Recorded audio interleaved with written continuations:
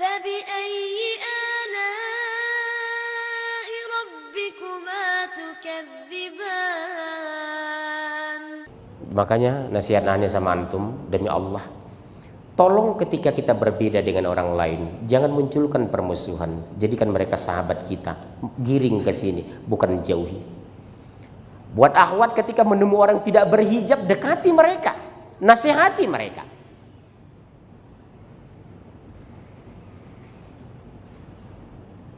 Sering saya kritisi, kalau bukan gurunya nggak mau dengar.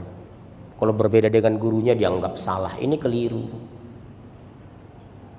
Maaf ya, saya kritisin kawan-kawan. Kalau nggak berjenggot dia sudah nggak suka, nggak boleh. Saya malah lebih suka melihat orang tidak berjenggot. Karena apa? Target yang harus saya dakwahi. Kalau udah berjenggot saya anggap sudah ngerti agama. Jadi antum pulang aja nggak apa-apa. Ini asal berbeda dia tidak mau. Di kantor-kantor sering begitu. Kalau bukan gurunya, begitu saya berdiri dia pergi tanpa ada akhlak. Fisik Rasulullah dia contoh, celananya sudah bagus, jenggotnya sudah tumbuh. Merasa saya bukan gurunya, dia pulang keluar. Ini orang seperti ini berbahaya jangka panjang. Saya kritisinya habis-habisan sekarang. Selalu mencontoh hanya penampilan Rasulullah, bukan akhlak Rasul. Justru dengan akhlak itu orang, berapa banyak Pak orang masuk Islam di rumah saya dulu di Medan.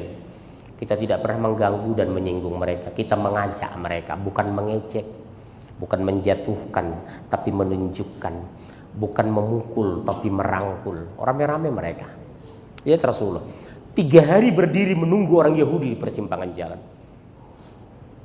Jadi engkau menunggu aku ya Muhammad? Iya. Akhirnya sang Yahudi masuk Islam karena mulianya akhlak Rasulullah.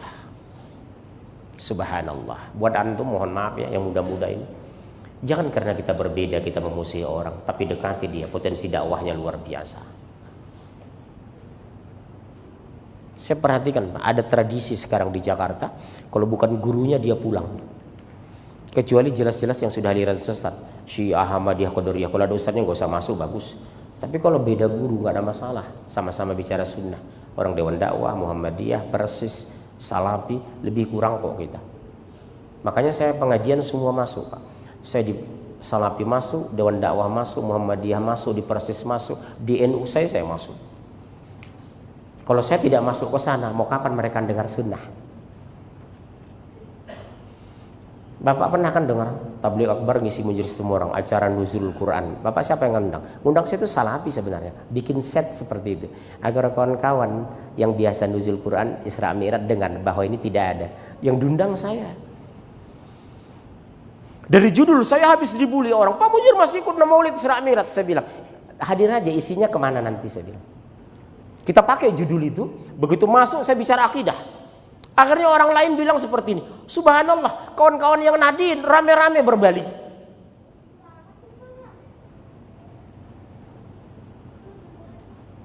Kelihatannya apa? Pembungkusnya minyak babi tapi dalamnya sapi. Kita Tapanuli seperti itu. Saya turun ke Tapanuli, pinggir Danau Toba itu. Begitu saya set bicara akidah, terdiam mereka. Oh ternyata begini Pak, iya. Kalau kita tidak masuk ke sana, mau kapan mereka mendengar Al-Quran yang sesungguhnya? Mau kapan mereka berubah?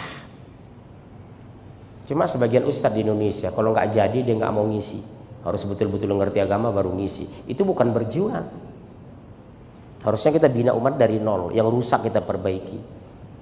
Sepakat ya? Subhanallah. Misi saya memang beda dengan ustadz lain. Karena saya orang pedalaman, keluar masuk gunung.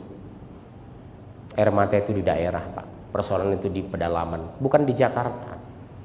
Makanya di Jakarta ini kalau saya pingin ke daerah 3 hari saya batalkan semua pengajian. Karena di Jakarta udah banyak ustadz yang bagus. Yang dibutuhkan itu di daerah sekarang. Pemurtatan itu di pedalaman. Bapak lihat di Sukabumi Selatan sana, neneknya berhijab, cucunya bersalib. Mau bilang apa kita Pak? Harusnya ustadz turun ke sana. Kita turun ke sana, kita benahi mereka. Subhanallah.